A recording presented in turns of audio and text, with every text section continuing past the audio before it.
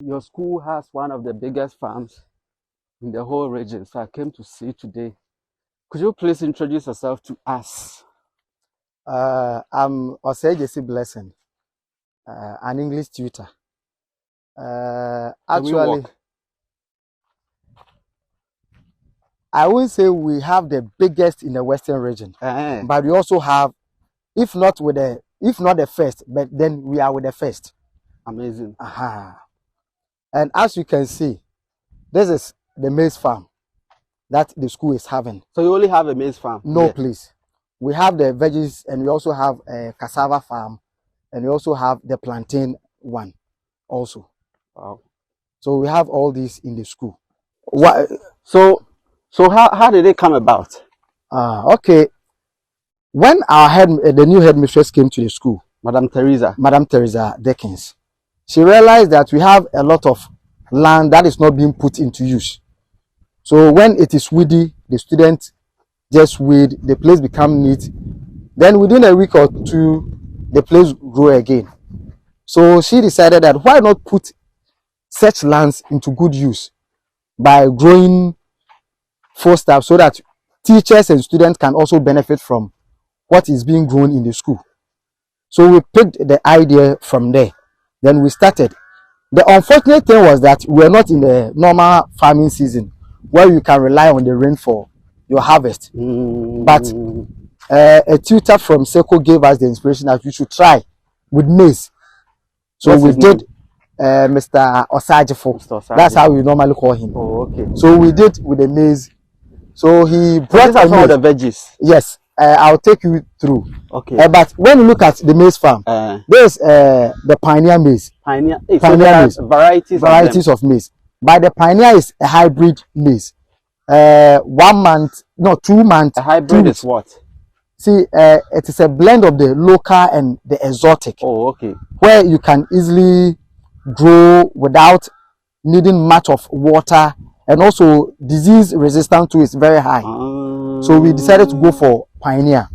So with pioneer, 2 months, 2 weeks, then it is matured for consumption. So we went in for pioneer. So we did the pioneer type of maize. So when we went to the maize, we realized that why not experiment with other vegetables as well? Though we are not going into bigger one, but we want to have a small one, a taste of it, so that when we are doing it come next season, then we have a upper hand over it, so that we can go into it very well. So we started with cucumber and watermelon. We also have tomato and also garden eggs. And in order for us to also, the headmistress wanted to feed the students and the teachers with the maize. So come next year, the farming season, it will be very difficult to pre-finance the maize, the planting of the maize. So we decided to also go in for cassava. 6 months, it will be ready. So the cassava is what we are going to use as a seed to start with the maize farm again. So where we are working right now, we have some watermelons in here. Yeah, I've seen some here. We have watermelon. There is the cucumber aspect. So the watermelon, because of how it spreads, you have to give it an interval so that they can spread easily and fruit. So those at where the lowlands, they have even started fruiting with the watermelon. Yeah, they have started. And that's why you don't have to touch it and all that. You don't have to pick it. Yes, because they are very delicate. Yes. At times when you pick it and you have some micro organism on your hands, they can easily affect it and they can get spoiled. So they are handled with care. Hey. So we have the watermelon sections too. Then when it comes to this place too, we are experimenting with garden eggs and tomato. Though because we are not in the normal farming season, we water it every evening. Oh, okay. And we come with some of the students, not all students, but the agric students, they are helping us take this one, so that the course will not going to be like a theory something throughout. So they are using this one also as their practical, so that when they go to the house, they can at least also go into farming and see the benefit of farming as well. Amazing. So there's the garden eggs and the tomato. So this, they have even started fruiting. They have started.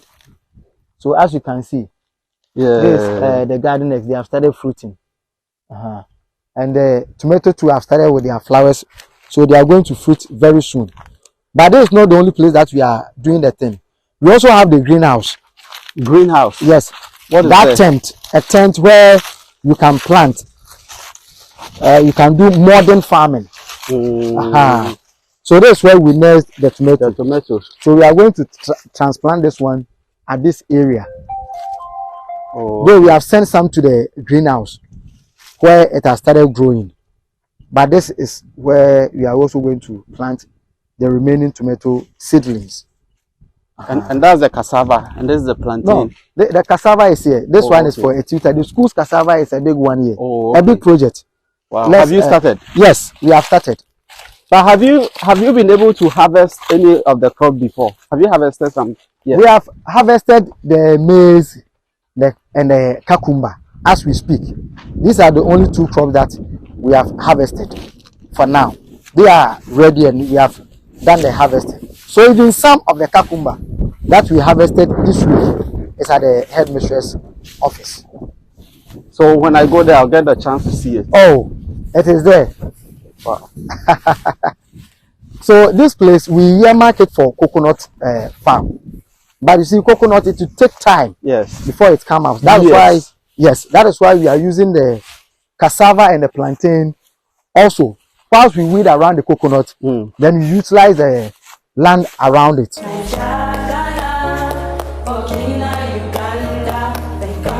So we decided to have some plantain here to separate the cassava from. We want to use this place for vegetables come next year. That is why we have not touched it. Oh, this place, because it is a lowland, it is good for vegetables. Then the up it goes here. That one cassava can do well. So we have our plantain that separates the vegetable land from the cassava. Yeah, so I can see the cassava from here. Yes. So that's the cassava farm. We just started. So as you can see, that's it. But in between the cassava, you can also see the coconut as well. So we have some of the coconuts here and the cassava. So intermittently, you see in between them, you see the coconut. Wow. So during the Farmers' Day, this is where I and my boys also came to have our Farmers' Day. So we came to clear the land so that the newly cassava can also get the space and the air to grow earlier for us. And as you can see, you see that the weeds, we have not gathered, we didn't burn them. Yeah. We use it to mulch the crops, to maintain the moisture in the soil. You see, it is not raining. And if you leave the land very bare, it will become dry. It will become very dry and the crops will die. So you use it to mulch it. So you cover the land with it and to maintain the moisture in the soil. So there is the school cassava farm. You see, this place has grown taller. I mean, bigger as compared to where you are. Yes, we started this where we plant in batches, as we did with the maize, because you can't harvest them on the same day. So you strategize and plant them either 3 days or a week. So we did this one a week earlier before we started with this part. Oh, okay. Wow. Can I talk to the headmistress? Yes, please. Where is she? She is at the office at the moment. But she knows whatever goes on at the farm. She always visits the farm every morning before she gets to the office. Amazing. Just to see what is happening on the ground. So she doesn't just sit at the office and we spoon feed her. She is always with us here. Amazing. So every morning she comes and supervises, and always she is insisting that whatever goes on here, whatever we do here, even though it is not all the agri students that normally comes to work during in the evening when we are watering the thing. But when we are going to have any farming practice, they need to be all of them need to be here. And the regional education director has also come up with an initiative called A Great Time. Okay. Yes, where she is asking students to at least devote 1 hour within a week and visit farm, like do planting, like plant something in their school, which I think is really okay. I don't know, maybe with time your school will adapt that, and then like all hands will come here, because you see it may probably be the only agri student who show up here to do the working, but if you should get the entire student to come here to do something, one or two things here, you see the results will be even much bigger. You see, I don't know whether it is the making of the Lord or what, or it's a coincidence. You see, on this school farm, I have business students. He is my right hand. He's a business student. He's not an agri student. When I'm not around, he leads the agri student. The business student. A business student. I also have a science student. A science student. Amazing. They are not agri students. They lead. So we also have such students who are not agri students, but they're also interested in the course. So they join. Awesome. Some have even asked me to get them the seeds when they are going for Christmas. They'll go and plant it. Yes, especially with the cucumber. Because cucumber is 1 month, 2 weeks. So they were amazed when we just did the planting, and after watering for just a month, they have started harvesting fruit. So to them it was amazing. So they have asked me to get them the cucumber seeds so that they can also do the planting when they go for Christmas. Even if they are not able to harvest it, their parents will do the harvesting for them in no time.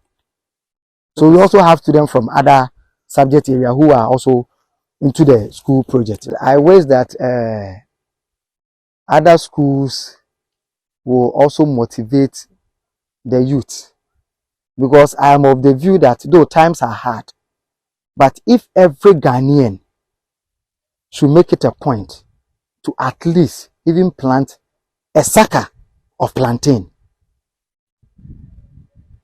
and maybe have some contomre cocoyam farm in the house. Though times are hard, but with such, you will never complain much. Because if you can look at your income, you spend about 70 to 60% on food.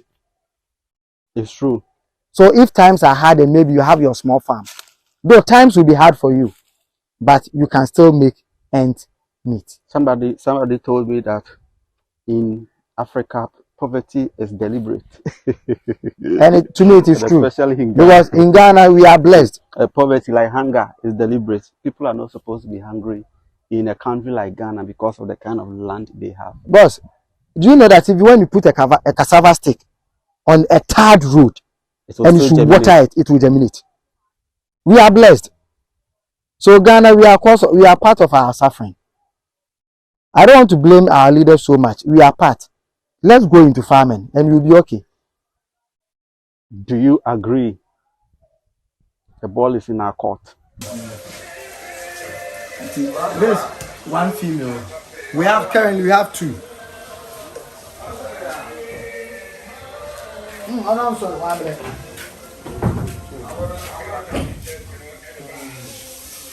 Then there's the other one. But this one has not been crossed. So this one shows a female.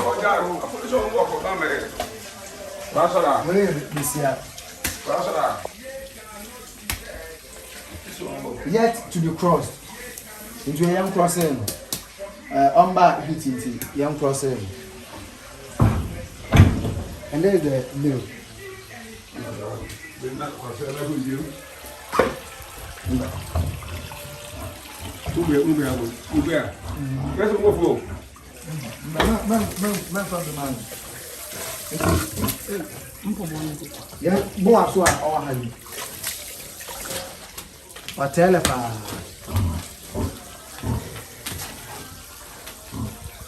There is the greenhouse where we're also experimenting with another way of using the greenhouse. In actual sense, the greenhouse is supposed to have buckets. These are the buckets where you fill it with cocoa pit. That's the cocoa pit. What? See, the coconut, when you harvest it, the fiber, that's what they have been using to grow. But since it is expensive, we have been told of a new way of using the greenhouse, where you have to, this rubber was supposed to be on the floor to cover the whole thing so that to prevent weeds from growing in the house. Oh, okay. Then you use the bucket with the cocoa pit and plant. But because we can't afford the cocoa pit and that one too is expensive, someone also showed us a new technique that we have to use. So we made a trench. Then we filled it with poultry droppings. Okay. So we have poultry droppings beneath it. Then you covered it with soil. Then we are planting tomatoes. So the tomato that I told you about, what we have, the nursery that we had, this is where we first did the transplant. So the other ones will go to the other soil. So this one, you water it in the morning, then in the evening. So the difference between this type of farming and then the bare land one is just to protect the crop from animals. Not from the animals per se. See, when you grow in the greenhouse, one, there are a lot of advantages. One, you have higher yield because this tomato, they are not going to creep. The rope that you see, we are going to give it to every tomato, so it will climb it. So the fruit will not touch the floor, where majority will get rotten. Two, it is easy for you to control pests. Three, yes, because it is enclosed, so they can't have access and come into the room. Three, weed control too is very easier because of the carpet. But this time around, since we are going the old way, that's why you can see that where we have been watering, where we have the black soil, we have wheat. Wheat have started growing. Yeah. Because we are not going with the, we are blending the modern one with the local way of growing crops. That is why we can see the wheat. But even with this wheat, you can easily weed than the other one. So the greenhouse is having a lot of advantages over the other one. The only thing is that with the greenhouse, since it is enclosed and you are feeding the tent, and you see the tent, it is very hot. Yes. So we have extractors, which will pull the tent, some of the heat out for you. And the sad thing is that it is solar. So when the panel is spoiled, it also stops working. Wow. So this, but it belongs to the school. It belongs to the school. It is for the school. It's not for any individual. It is for the school. It is for the school. So there is the orange farm for the school.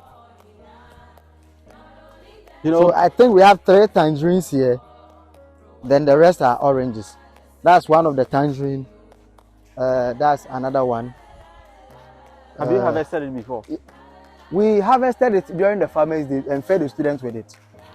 When it was ready, the students, and you see, this place of our school have not been walled. Yes. So outsiders were coming just trooping just to harvest. So we harvested it during the Farmers' Day and it was given to the students. But I think some of them even still have their fruit. Yeah. As you can see, this one and the one at the far end also have the fruit on. We have 4. Tangerine is for 1, 2, 3, and 4, and the rest are oranges. And it is all for the school. Madam, I have seen your farm. Really amazing. You have piggery. You have cassava plantation, cassava farm. You have oranges. You have a greenhouse. You have a whole lot is going. I wanted the agric department have a project that they can boast of. I noticed students who were admitted to offer agric, it was more of theory than practical, and so I wanted them to own something so that at the end of their course, if they are not able to go further, at least this can sustain them. Piggery has been here for a long time. I met the piggery, then the oranges too were there before, and then we added the rest. I would say everybody should try his or her hands on something because it will motivate the students also to do something for themselves, if not for the institution, for themselves after school. And even when they go home, they can practice it, and with time, some may develop the interest in venturing into farming or adding on to their future career.